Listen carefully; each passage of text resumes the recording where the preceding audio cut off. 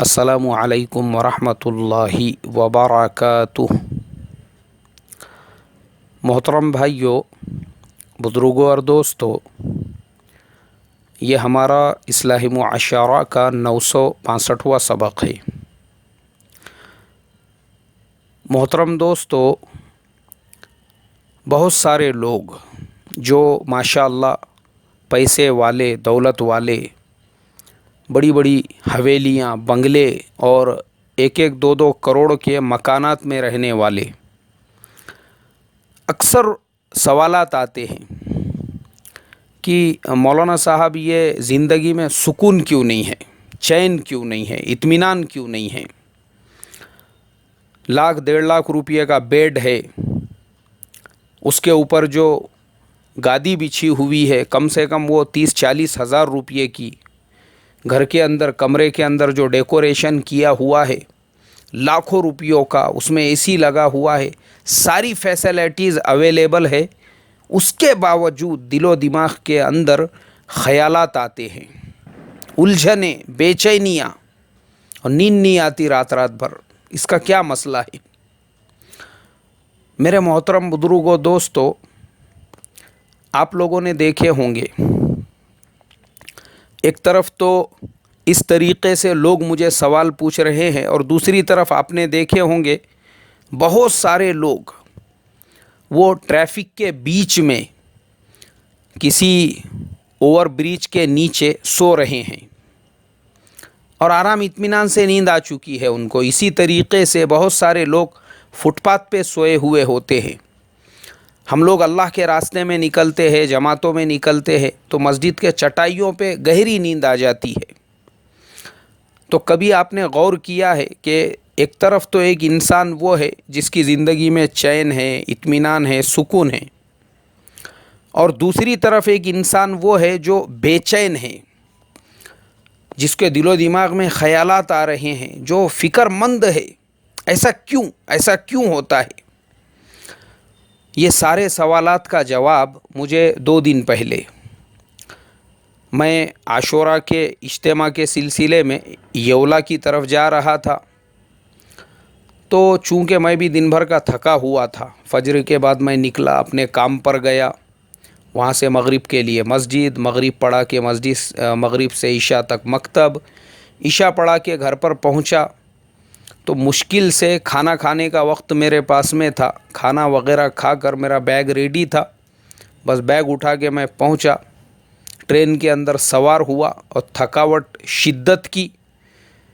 जैसे ही मैं अपने सीट के ऊपर पहुंचा तो माशाल्लाह ट्रेन वालों ने जो है, उन्होंने मुझे कंबल और ब्लैंकेट और बिछाने के लिए चादर और तकिया वगैरह दिया।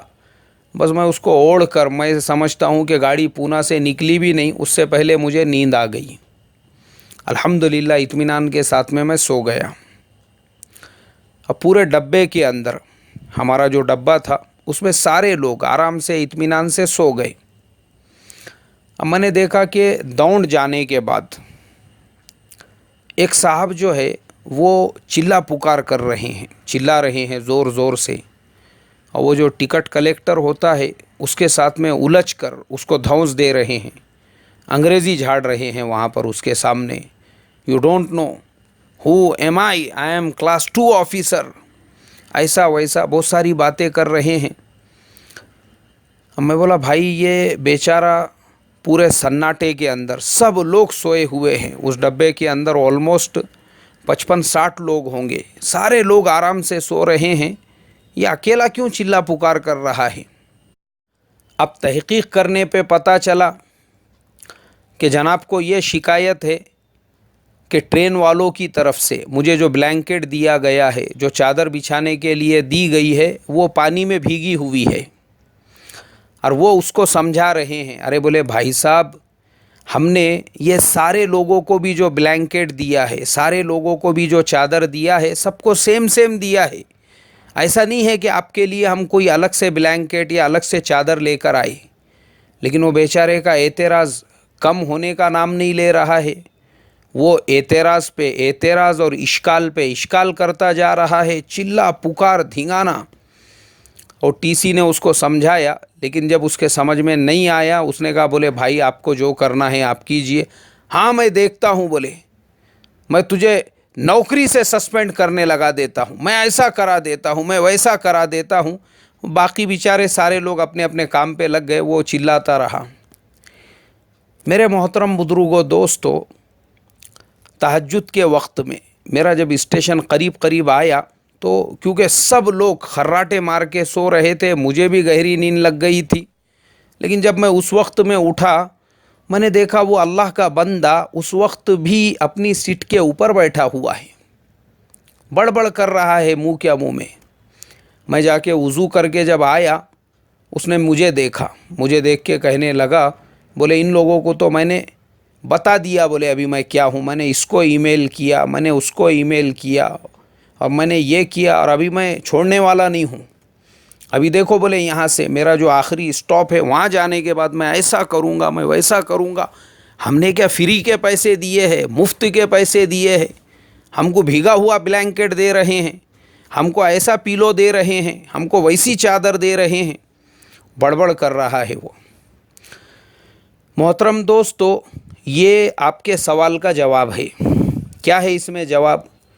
जवाब ये है, उस डब्बे के अंदर सारे लोग, किसी को कोई शिकायत नहीं है। सारे लोगों ने क्या किया, उन्होंने ये सारी चीज़ों को अवॉइड किया। ब्लैंकेट कैसा है, चादर कैसी है, ध्यान ही नहीं दिया उसके ऊपर।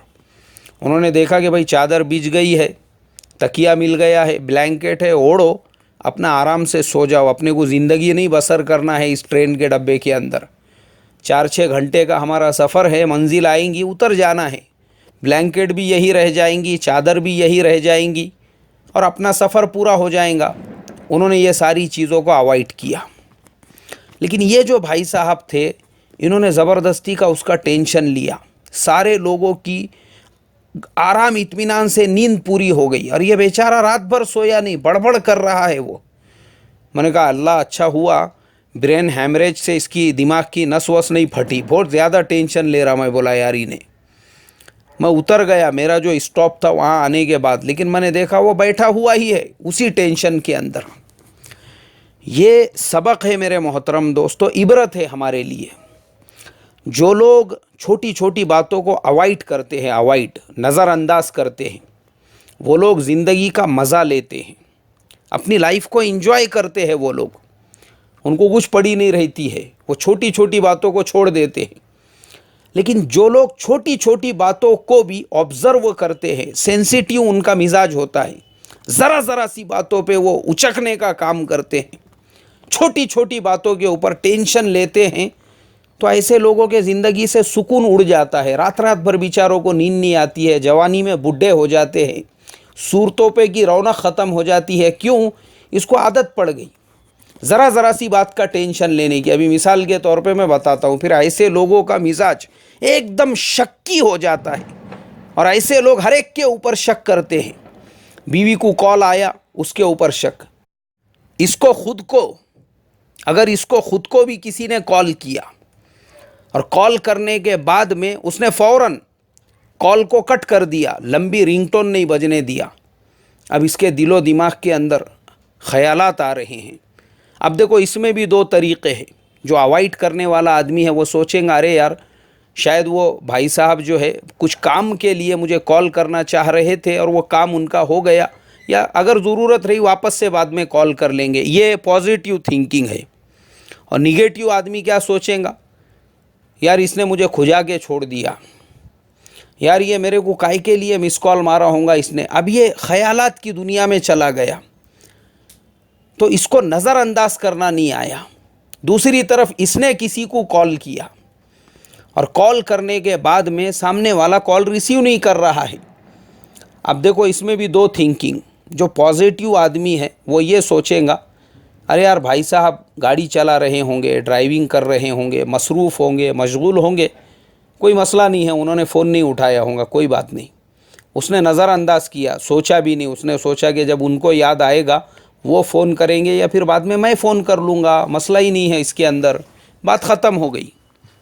लेकिन जो सेंसिटिव मेंटालिटी का आदमी होगा, हज़ार बातें सोचेगा, क्या बात है, मेरा फ़ोन उठा रहे नहीं बॉस अपना, क्या बात है। अब इसके दिमाग में निगेटिव ख़यालात आ रहे हैं और यही निगेटिव ख़यालात उसके दिलो दिमाग के अंदर बेचैनी पैदा करेंगे, बेचैनी।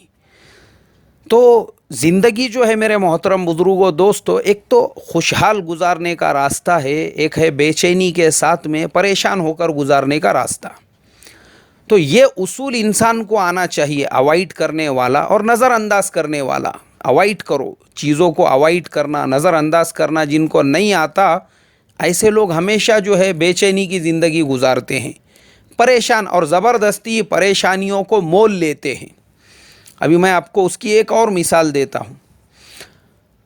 कुछ सालों पहले मेरा हज का सफ़र हुआ, तो जो हमारे टूर वाले थे, अल्लाह उनको जज़ाए खैर अता फ़रमाए, बेचारे जो है बेहतरीन किस्म का नाश्ता खिलाते थे, दोपहर के अंदर अलग अलग टाइप के खाने बनाते थे, रात में भी माशाल्लाह अच्छे से अच्छा खाना देते थे, और चाय तो 24 घंटे बनी हुई रहती थी। चाय ख़त्म हो गई कि वो चाय बनाने वाले जो है वापस से बना के रख देते थे, भाई जिसको जितनी चाय लगी वो चाय पी सकते हैं।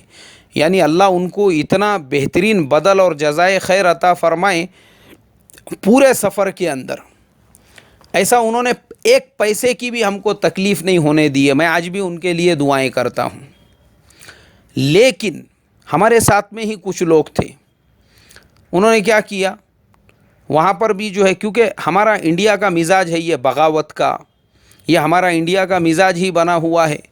कहीं पे 4-6 जमा हो जाएंगे तो वहाँ पे अपना महाज अलग से बनाने का, सामने वाले के ख़िलाफ़ जो है साजिशें करने का। अल्लाह हिफाजत फ़रमाए, मक्कतुल मुकर्रमा एक मुक़द्दस शहर, वहाँ जाने के बाद में भी ये अपनी निगेटिव फितरत से बाज नहीं आए। अब 2-4 जमा हुए और वो दूसरों को भी बहकाने लगे। बोले यार वो मेरा एक रिश्तेदार जो है ना, वो फलाने टूर्स एंड ट्रैवल्स में आया हुआ है, कल मैं उसको मिलने के लिए गया था, क्या वो टूर्स एंड ट्रैवल्स वाला उनकी खिदमत कर रहा है। मैंने देखा कि खाने के साथ में कचूमर भी देता है, वो ककड़ी भी देता है, और ये देता है और वो देता है, और पापड़ देता है, और नाश्ते में ये देता है वो देता है। उन्होंने 50 किस्म की लिस्ट गिना दी है वहाँ पे। बोले अपन एक काम करेंगे, चलो बोले सारे लोग मिल के, अपना भी जो टूर ऑपरेटर है ना उसको जाकर बोलेंगे, भाई तुम हम लोगों को जो है खाने में सैलड क्यों नहीं दे रहे हो, हमको चटनियाँ क्यों नहीं दे रहे हो, ये क्यों नहीं दे रहे हो, पापड़ क्यों नहीं दे रहे हो, हमको ये चाहिए वो चाहिए, चलो बोले जाकर बोलेंगे। अब वो 4-6 लोग जो है वो गए जाकर उनके पास में, और जाके उन्होंने शिकायत की, और शिकायत करके जब आए तो मुझसे कहने लगे, अरे आप भी चलना था बोले हमारे साथ में। मैंने कहा भाई मैं यहाँ पे एक फ़रीज़ा अदा करने के लिए आया हुआ हूँ, और ये मेरा मकसद नहीं है कि खाने में क्या मिल रहा है क्या नहीं मिल रहा है, इसलिए कि अल्लाह का करोड़ों दर्जे करम है, उस अल्लाह ने हमको 5 स्टार 7 स्टार होटलों में खाना खिलाया। दुनिया के बड़े बड़े जो ब्रांड है, अल्लाह तबारक व तआला ने वहाँ पे भी खाने का मौका दिया। और जब ज़रूरत पड़ी तो हमने मस्जिदों की चटाइयों पे बैठकर 40-40 दिन सिवाय चावल के और दूसरी कोई ग़िज़ा नहीं खाई। अल्लाह के रास्ते में निकलते थे तो बाज़ ऐसे इलाक़ों में भी हमारा वक्त लगा जहाँ पे 40 दिन सिवाय चावल के हमने कोई ग़िज़ा नहीं खाई। अल्लाह का करम है, एहसान है, वो भी उसने खिलाया। और अगर ज़रूरत पड़ी तो एक वक्त मिला, हमने एक वक्त भी खा के अपनी ज़रूरत को पूरा किया, क्योंकि मकसद जो था, असल तो मकसद को मद्देनज़र रखना था। तो हमने दोनों काम किए, जहाँ पे अल्लाह ने आलीशान तरीक़े से खिलाया वहाँ पे उस तरीक़े से भी खाए, और जहाँ पे अल्लाह ताला ने फ़ाक़े से रखा तो उसके ऊपर भी हमने सब्र किए, उसका शुक्र अदा किए। तो मैंने कहा हम वो टाइप के इंसान हैं, ये सब चीज़ों को हम जो है ना ध्यान नहीं देते। मैंने कहा कि कचूमर में क्या है, सालन में क्या है, इसमें क्या है, उसमें क्या है।